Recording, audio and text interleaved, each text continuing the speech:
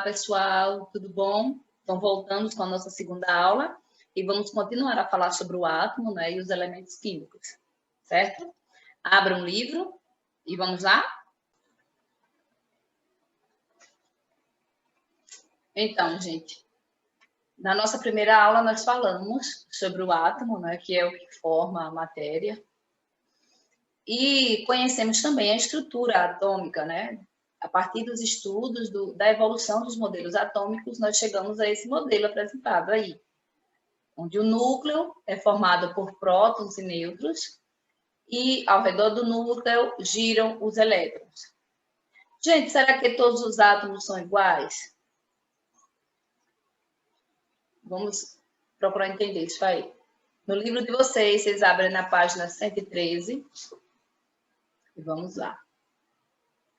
Número atômico e número de massa. Os átomos não são todos iguais. Os átomos que formam uma barra de ferro puro, por exemplo, são diferentes daqueles que formam uma chapa de ouro puro ou de alumínio. O gás hidrogênio é outro exemplo de substância formada por um tipo de átomo diferente daquele que forma o ferro, o ouro e o alumínio. Então, os quatro, todos, são diferentes. Mas o que os torna diferentes? Há uma diferença entre esses átomos que explica muito de suas propriedades físicas e químicas, que é o número de prótons. A estrutura vai ser igual, né, desses átomos. Não importa se é de ferro, se é de ouro, se é de hidrogênio ou se é de alumínio. Elas vão ser iguais no sentido de quê? Que todos vão ter prótons e nêutrons no núcleo e os elétrons girando ao redor. Mas aí o que é que vai mudar? Vamos lá. Há uma diferença entre esses átomos que explica muitas de suas propriedades físicas e químicas, que é o número de prótons. O átomo de hidrogênio tem um próton. O átomo do ferro tem 26 prótons. E o de alumínio, 13 prótons. Então, já encontramos uma diferença bem básica. O número de prótons é diferente de cada tipo de elemento, né? Material diferente, então os prótons têm quantidades diferentes. O número de prótons é importante na identificação de um átomo. Esse número é chamado de número atômico e é representado pela letra Z. Cada átomo vai ter o seu número próprio, né? de material diferente, né? O ferro tem o seu número atômico, o ouro tem o seu número atômico, o alumínio tem o seu número atômico e todos os elementos, cada um vai ter o seu número diferente. O número atômico é representado pela letra Z. Todos os átomos com o mesmo número atômico, isto é, com o mesmo número de prótons, pertencem ao mesmo elemento químico e têm propriedades químicas iguais. Por exemplo, todos os átomos que contêm um próton pertencem ao elemento químico hidrogênio. E a mesma regra se aplica aos demais elementos químicos existentes. Em uma barra de ferro puro, por exemplo, todos os átomos que a compõem têm número atômico 26 e apresentam as mesmas propriedades químicas. A soma do número de prótons com o número de nêutrons de um átomo é chamada de número de massa. Então, já vai outra informação aí. Nós falamos agora de número atômico, que é o número de prótons, representado pela letra Z. Agora, nós falamos de número de massa, que é representado pela letra A. Com o número atômico é representado pela letra Z e o número de nêutrons pela letra N, pode-se escrever A é igual a Z mais N. Então, o número de massa vai ser a soma dos prótons e dos nêutrons que estão no núcleo, certo, gente? Um átomo de ferro, cujo símbolo é Fe, por exemplo, tem 26 prótons e 30 nêutrons. Para eu encontrar o número de massa, que é representado pela letra A, eu vou fazer o quê? Vou somar a soma o número de prótons, que é 26, mais o número de nêutrons, que é 30, que no final será 56. Então, o número de massa vai ser 56, né? O número de massa do ferro vai ser 56, porque eu juntei o número de prótons mais o número de nêutrons. Logo, o seu número de massa é 56. Deu para entender, gente? Vamos lá. Bom, Nós já entendemos que tem no núcleo do átomo prótons e nêutrons. Ao redor do átomo, os elétrons que ficam girando. Vamos lembrar, né? Os elétrons têm carga elétrica negativa, prótons positivas e nêutrons neutras, certo? E como é que esses elétrons se organizam ao redor desse núcleo? E a gente já sabe que eles ficam girando. Mas como é que eles se organizam? De que forma? No modelo de Rutherford e Bohr, os elétrons giram em torno do núcleo de um átomo em diferentes órbitas. Essas órbitas têm raios diferentes, isto é, estão a distâncias variadas do núcleo. Um conjunto de órbitas que estão a uma mesma distância do núcleo é chamado de órbita eletrônica ou nível de energia. Observe o quadro abaixo aí. As camadas eletrônicas são identificadas pelas letras. Quais são as letras? K, L, M, N, O, P e Q. Da letra K até a letra Q são as camadas. A primeira camada, a camada K, é a mais próxima do núcleo do átomo. E a camada Q é a mais distante. Então, você sempre vai partir da mais próxima para a mais distante. Uma camada eletrônica pode ter mais de um elétron, mas existe um número máximo de elétrons que cada uma delas é capaz de suportar. Então, vamos entender como é essa distribuição dos elétrons. Para cada camada, a gente tem um número máximo de elétrons que podem ser distribuídos. Vai chegar o momento que vocês receberão aí as atividades para vocês estarem distribuindo os elétrons nas camadas do átomo. Então, vocês precisam compreender como é que se dá essa distribuição. A primeira camada, que é a camada K, só pode ter, no máximo, 2 elétrons. A camada L só pode também ter, no máximo, 8 elétrons. E a M, 18 elétrons. E a M, 32 elétrons. A O, 32 elétrons. A P, 18 elétrons. E a Q, 8 elétrons. Vamos pensar assim, são 7 camadas aí. Ah, mas será que todos os átomos terão 7 camadas? Não, vai variar, certo? De acordo com o número de elétrons que ele tem, é quem vai dizer o número de camadas que ele terá. Continue aí no livro de vocês. Passem aí para a página 114, onde eu vou explicar para vocês isso aí. Um exemplo. Ó, o hélio, ele tem 2 elétrons. E por essa razão, ele tem apenas a camada K preenchida. Ó, se só tem 2, só cabe na primeira camada, camada K. Já o lítio, que tem 3 elétrons, tem 2 camadas eletrônicas com elétrons, a K e a L. Apesar de ser tão próximo a 2, ó, ele já tem 2 camadas. Se só pode 2 na K, não dá para colocar 3, né? Se o máximo é 2. Quanto maior o número de elétrons do átomo, mais camadas eletrônicas preenchidas ele terá. Então, a distribuição dos elétrons nas diversas camadas obedece a algumas regras. Então, não é só chegar e colocar seguindo o que tem aí, nesse quadro. Tem regras também que tem que ser observadas. Uma dessas regras é que os elétrons devem ocupar primeiro a camada eletrônica mais próxima do núcleo. Então, vamos distribuir? Vamos, mas vamos começar pela camada K, que é a mais próxima, certo? Depois que essa camada estiver preenchida, os elétrons excedentes passam a ocupar a camada seguinte e assim sucessivamente. Outra regra agora. Outra regra que diz que a última camada de um átomo não pode ficar com mais de 8 elétrons. Então, observe aí, por exemplo, se parar na camada M, se tiver 18 elétrons, você vai poder colocar 18 elétrons na camada M, porque vai até 18? Não vai poder, porque a última camada só pode ir até no máximo 8, então não dá para colocar 18. Veja, por exemplo, a distribuição de elétrons do elemento sódio, né, com o símbolo Na, de número atômico 11. A K, camada K, 2 elétrons. Camada L, 8 elétrons. E camada M, 1 elétron. Observe agora nessa figura aí abaixo como podemos representar em uma imagem a distribuição dos elétrons do átomo de sódio. Vocês vão observar aí, na camada K, 2 elétrons, 2 bolinhas, uma do lado da de outro. Na camada L, 8 elétrons, vocês podem contar aí. E na camada M, apenas um elétron. Agora, vamos organizar os elétrons de um átomo com um número maior de elétrons. Usaremos o exemplo césio, né, que é o símbolo CS, com o número atômico 55. Nas primeiras 3 camadas, a distribuição é a seguinte. Camada K, 2 elétrons, que é o máximo. L, 8 elétrons, que é o máximo. M, 18 elétrons. Vamos ver agora como os elétrons restantes são distribuídos nas camadas seguintes. O primeiro impulso nos levaria a colocar os 27 elétrons na camada N, que comporta até 32, olha, vocês observem no quadro.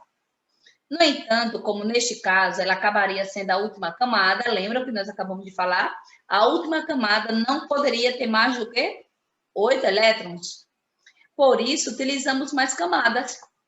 A camada N deixa de ser a última e fica com 18, que é a quantidade mais próxima de 32, entre as quantidades máximas de todas as camadas. Ficam faltando ainda 9 elétrons para distribuir. Eles não podem ficar todos na mesma camada, que é a camada O, pois ela seria a última, e nós já sabemos que a última não pode passar de 8. E a segunda regra, a última camada pode ter no máximo 8 elétrons. Então, a camada O fica com 8 elétrons e um elétron vai para a camada P. Então, acrescentou mais uma camada. Veja como fica a distribuição dos elétrons do césio. Então, camada K, 2 elétrons. L, 8 elétrons. M, 18 elétrons. N, 18 elétrons também. O, 8 elétrons. E P, 1 elétron. Essas regras de distribuição não valem para todos os tipos de átomos, certo? São regras gerais, mas não valem para todos os tipos de átomos. Certo, gente? Estamos entendidos? Deu para entender que prótons e nêutrons ficam no núcleo, têm quantidades diferentes. Deu para entender que o átomo tem número de massa, tem número atômico, tem número de elétrons distribuídos, né, nessas camadas. Deu para entender que cada camada tem um número limite de elétrons a ser distribuídos, certo? E também conhecemos algumas regrinhas. Vamos seguir. Agora vamos falar dos elementos químicos. Será que os elementos químicos são átomos, gente? Átomos são elementos químicos? O que seriam os elementos químicos, hein? Nós já sabemos que tudo é formado por átomos, não é? Toda matéria é formada por átomos. Também já sabemos que átomos de determinado elemento são iguais, certo? Se os átomos são diferentes, são elementos diferentes. Então, os elementos químicos são os conjuntos de átomos iguais, com o mesmo número atômico, certo? Nós já vimos lá que cada elemento tem um número atômico diferente, né? Cada um tem o seu próprio número, certo? Então, os elementos serão conjuntos de átomos iguaizinhos, né, idênticos, né, com o mesmo número atômico, certo? Mas, de acordo com os dados da IUPAC, a União Internacional de Química Pura e Aplicada, de 2016, são conhecidos 118 elementos químicos, mas somente 92 ocorrem naturalmente na Terra. Quando ele diz isso, significa o quê, gente? Tem os elementos que aparecem naturalmente, que surgem naturalmente na Terra. E eles foram lá e descobriram esses elementos. Mas também existem aqueles que foram produzidos, né, em laboratório. Continua no texto. Alguns foram produzidos em laboratório, nos aceleradores de partículas. Foram fabricados, né, que provocam violentos choques de partículas eletricamente carregadas contra os átomos já existentes, ou ainda pela colisão de átomos existentes. Veja as figuras, né, abaixo. Em geral, os elementos químicos formados dessa maneira são instáveis, duram pouco e logo se transformam em outros elementos. Complicado, né, gente? Tem que ser um cientista mesmo. Mas observa aí na imagem aérea das obras de construção de acelerador de partículas brasileiro, conhecido como Projeto Sirius, no Centro Nacional de Pesquisa de Energia e Materiais, fica em Campinas, né, em São Paulo, data de 2017. A segunda imagem é um túnel subterrâneo de 27 quilômetros de extensão do acelerador de partículas da Organização Europeia para a Pesquisa Nuclear, da Suíça, em 2017. Cada elemento químico é representado por um símbolo, formado por uma ou duas letras que, em geral, compõem o nome grego ou em latim do elemento. A letra S, por exemplo, é o símbolo do enxofre, sulfur, em latim. Olha aí, o que é que a gente pode entender disso aí? Os nomes, para a nossa língua, a língua portuguesa, a gente vai olhar lá, chumbo, mercúrio, potássio e prata. Olha o símbolo, se tem nada a ver com o nome. A gente, no nosso instinto, a gente quer logo procurar de acordo com o nome, né? Do elemento. Chumbo, a gente quer imaginar que ele vai começar com C. Mas quando nós encontramos o símbolo do chumbo, é um P e um B. Nada a ver. Por quê? Porque o símbolo foi feito de acordo com o nome em latim. Então, é totalmente diferente. Chumbo, tanto qualquer um desses quadros aí. Chumbo, mercúrio, potássio e prata. Todos são bem diferentes da língua portuguesa para a língua latina. Então, os símbolos são totalmente diferentes se pensar na nossa língua, certo? Então, quando vocês estiverem olhando a tabela periódica mais adiante, vocês vão entender que são todos diferentes, quer dizer, todos não, né? Mas são muitos diferentes por conta disso, certo? E continuando lá no livro de vocês, ainda sobre os elementos, quando há mais de um elemento químico que começa com a mesma letra, como carbono e cálcio, todos os dois começam com a letra C. Ou flúor e ferro, os dois começam com a letra F. Um deles é representado com duas letras. Por exemplo, o carbono é C e o cálcio Ca. O flúor F e o ferro Fe. Nesses casos, a primeira letra é maiúscula e a segunda é minúscula, ambas de forma. Quando há uma letra única, ela é sempre maiúscula. Nem sempre aparecem as duas letras iniciais do nome. O símbolo PT indica a platina, Zn, o zinco, Pb, o chumbo, que vem do latim, certo? Então, é para a gente entender de onde vem esses símbolos, são outras palavras, não é da língua portuguesa. Aí vem a pergunta, de onde vêm os nomes dos elementos? Quem é que dá a ideia do nome do elemento, né? À medida que foram descobrindo esses elementos, o que será que eles consideraram para nomear? Alguns nomes indicam a propriedade do elemento. Aí vem o exemplo, cloro vem do grego chloros, que significa amarelo esverdeado. Fósforo em grego, que é o que traz a luz. Algumas formas de fósforo brilham no escuro, são fosforescentes. Há também nomes que se referem a corpos celestes ou figuras mitológicas. O hélio se refere ao Sol, ou Promécio, que é de Prometeus da mitologia grega. Outros homenageiam pessoas, como é o caso do Astênio, em referência ao cientista Albert Einstein. Existem alguns nomes que foram dados indicando o lugar em que o elemento foi descoberto. Hafnio foi descoberto em Copenhague, na Dinamarca, que em latim é Hafnia.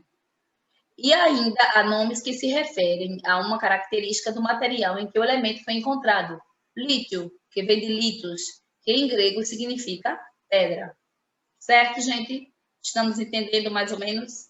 Vamos seguir? Vamos lá. Olha, nós acabamos de ver que existem 118 elementos conhecidos, certo? Mas e aí? Os cientistas precisam usar esses elementos, precisam trabalhar com esses elementos. Eles precisavam organizar, né? Eles não podiam deixar tudo misturado, dificultaria bem mais o trabalho deles. Aí, nesse contexto aí que surge a tabela periódica. No início do século XIX, alguns cientistas descobriram que certos elementos tinham propriedades semelhantes. Então, será que os elementos são tão diferentes assim? Ou eles se parecem? Claro, né? Que sempre dá para agrupar alguma coisa, né? Tem aqueles que são diferentes, mas também tem aqueles que são bem semelhantes. Com base nisso, propuseram diferentes modelos para tentar organizar os elementos de uma maneira lógica e de modo a facilitar o estudo da química. Em 1869, o russo Dmitry Ivanovich Mendeleev, ele foi um professor de química, estava escrevendo um livro e anotava as propriedades de cada elemento químico em um cartão separado. Então, ele estudava um lá, descrevia suas propriedades. Estudava outro, descrevia suas propriedades.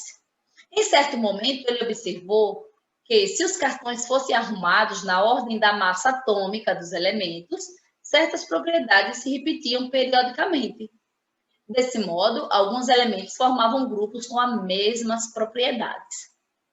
Apesar de outras tentativas já terem sido feitas, Mendeleev foi quem efetivamente conseguiu fazer a organização que englobou o maior número de elementos químicos. Nasce assim a primeira tabela periódica dos elementos.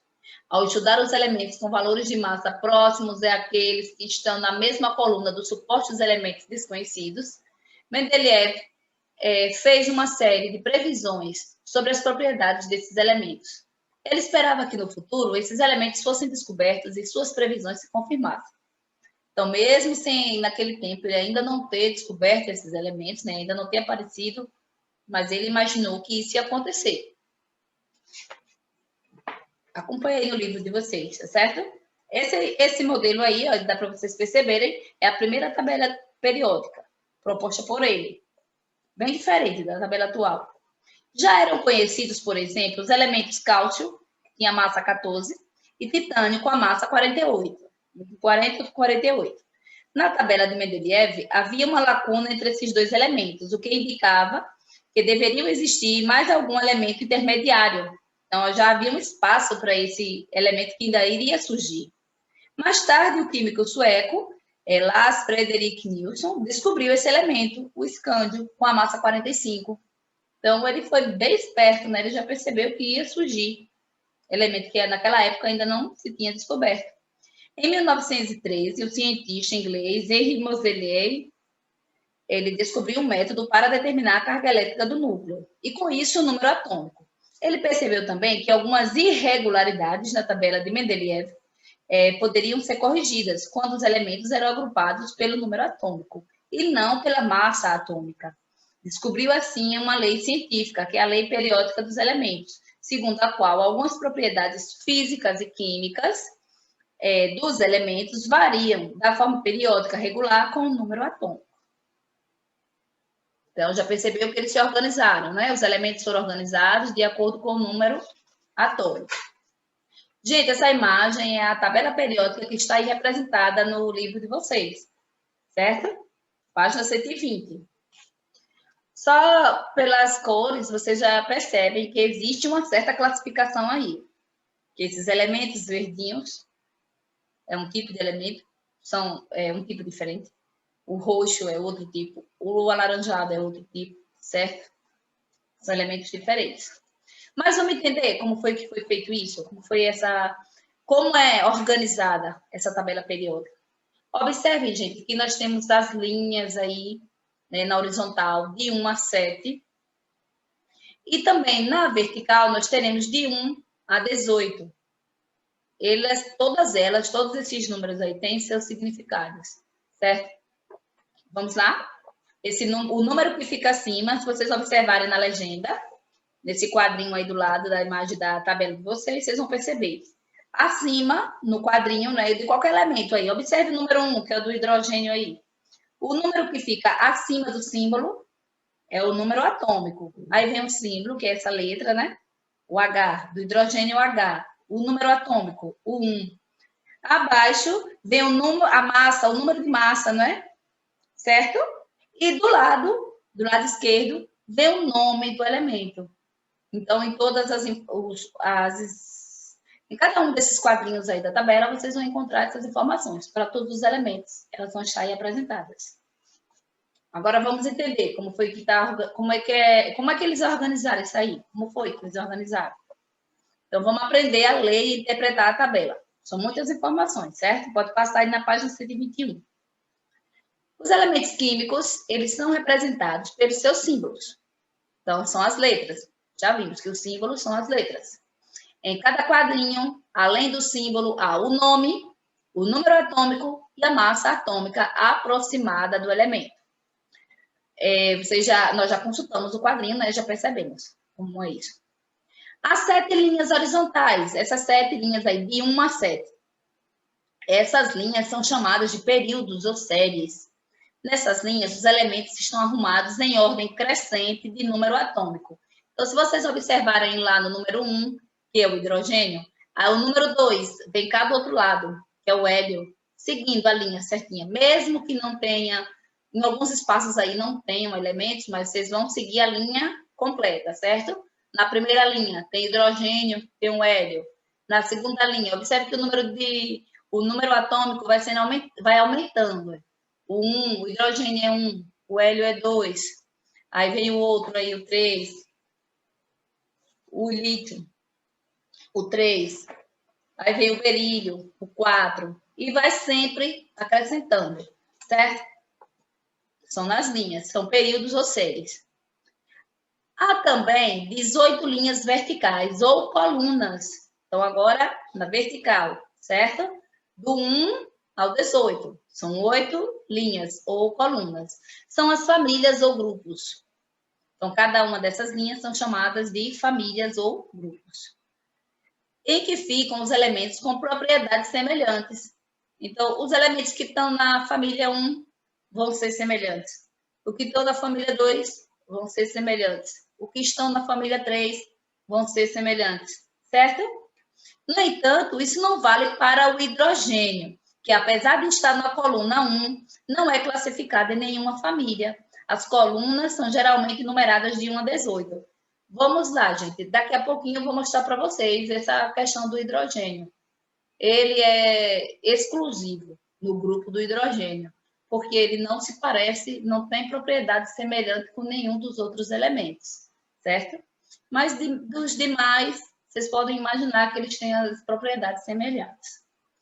No meio da tabela, do grupo 3 ao 12, olha aí, essa parte bem mais baixa, são os elementos chamados elementos de transição, também conhecido como metais de transição. E nas partes laterais da tabela, nos grupos 1 e 2, e do 13 ao 18, né, as partes mais altas, são chamados elementos representativos. Os átomos de um mesmo período apresentam o mesmo número de camadas eletrônicas. Período são as linhas, certo? Então, os átomos dessa mesma linha aí, eles apresentam o mesmo número de camadas eletrônicas. K, L, M, N, né? Vocês lembram lá das camadas que nós vimos, da distribuição dos elétrons. O período em que o elemento está indica o número de camadas eletrônicas que ele possui. Nós não vimos lá que é da letra K, letra Q, são 7 camadas. Então, quem está na primeira camada, quem está na primeira família, no primeiro período, significa que só tem uma camada, certo? Quem está no segundo período são 2 camadas. Quem está no terceiro período são 3 camadas. E assim sucessivamente. Assim, lítio, berílio, boro, carbono, nitrogênio, oxigênio, flúor e neônio, por exemplo, estão no segundo período e tem 2 camadas eletrônicas. Não é? Se ele está no segundo, significa que são 2 camadas. Os elementos da série de lantanídeos começam com o latânio. E os da série dos actinídeos, começam com o actínio. Faz parte da família 3, ou 3B, da nomenclatura mais antiga. Mas são colocados na parte de baixo da tabela para que ela não fique muito extensa. Então, essas duas filinhas aí embaixo, essas 2 tirinhas, não é? Elas fazem parte da camada 6, da camada 7, mas para que elas não ficassem tão extensas, eles fizeram dessa forma. Vários dos elementos do 7º período foram produzidos artificialmente em laboratório. Posteriormente, alguns deles foram encontrados em concentrações mínimas em depósitos minerais naturais. Os elementos de número atômico maior que o 92, que é o número atômico do urânio, são chamados de elementos transurânicos. São radioativos e transformam-se em outros elementos. Então, vocês vão ver isso daí, né, nas últimas camadas. Na última camada. Os metais aparecem em fundo de cor amarela. Os não metais em fundo verde. E os gases nobres em fundo violeta.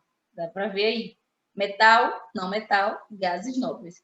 É bom lembrar que, embora Mendeleev ele seja considerado o pai da tabela periódica, a construção de todo conhecimento é fruto de um trabalho constante e gradual de muitos pesquisadores.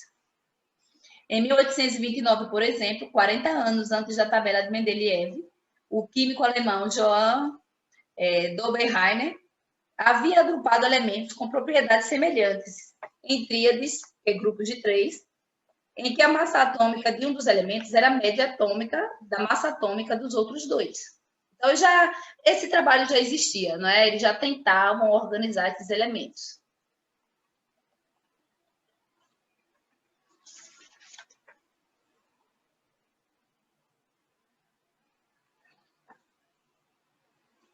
Agora vamos falar dos grupos dos elementos químicos. Gente, nessa parte aí não vai estar bem descrita no livro de vocês, é por isso que eu fiz questão de escrever. Só essa parte aí, mas é coisinha bem pouquinha. Os elementos químicos podem ser reunidos em 4 grandes grupos principais, que é de acordo com algumas de suas propriedades. Quais são esses 4 grupos? O hidrogênio, os metais, os não metais e os gases nobres, né? Nós acabamos de falar sobre eles daí na tabela periódica, certo? Lembra do hidrogênio, que ele fica sozinho num grupo, que nós acabamos de falar aí, que ele não se identifica, né? Não tem propriedades semelhantes. O hidrogênio é um elemento químico que ocorre em condições ambiente no estado gasoso e que apresenta propriedades diferentes das observadas dos elementos dos outros grupos. Assim, ele sozinho constitui um grupo, que é o grupo do hidrogênio. Então, ele é sozinho, ele é exclusivo. No grupo do hidrogênio só tem ele mesmo, certo? Agora vamos continuar lá no livro de vocês, na página 123, falando sobre os metais. Com exceção do mercúrio, os metais são sólidos à temperatura ambiente. Observe aí nessa imagem que tem o mercúrio, ele está líquido. Mesmo em temperatura ambiente, ele fica líquido. Mas os outros metais, eles estão sólidos à temperatura ambiente. E tem um ponto de fusão mais alto, né? Ele precisa de bastante calor. Eles não quebram com facilidade e, em geral, podem ser dobrados. Isto é, eles são maleáveis, principalmente quando aquecidos. Os metais podem ser transformados em fios finos, ou seja, são dúcteis. Por possuírem essas propriedades, os metais costumam ser usados para moldar chapas e fabricar objetos como utensílios domésticos.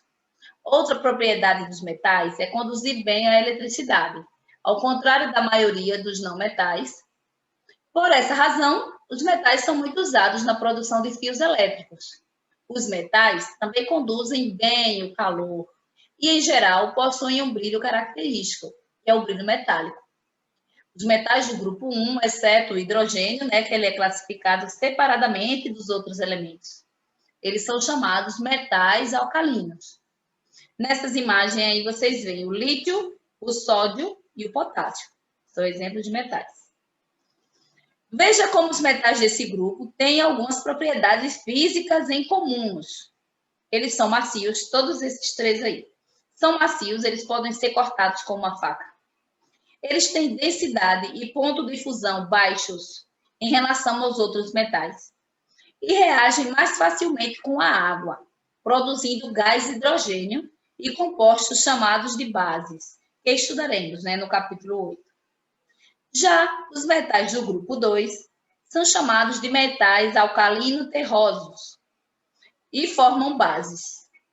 Eles são mais duros que o do grupo 1 e reagem de forma mais branda com a água. Certo, gente? Então, nós falamos aí de 2 grupos dos elementos químicos. O hidrogênio, que ele é sozinho, e os metais, que são tão conhecidos por nós, né? Nós usamos bastante, né? Os metais. Certo?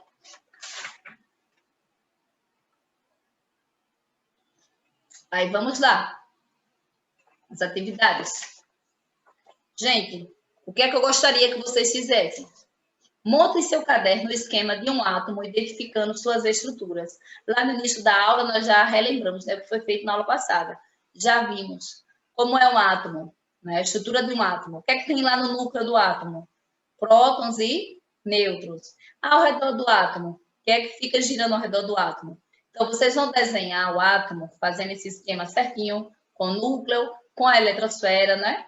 E nomear cada uma dessas estruturas.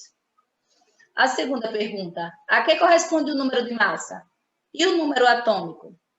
E a terceira pergunta, de que maneira os elétrons se organizam no átomo? Faça a tabela indicando as quantidades respectivas de cada órbita.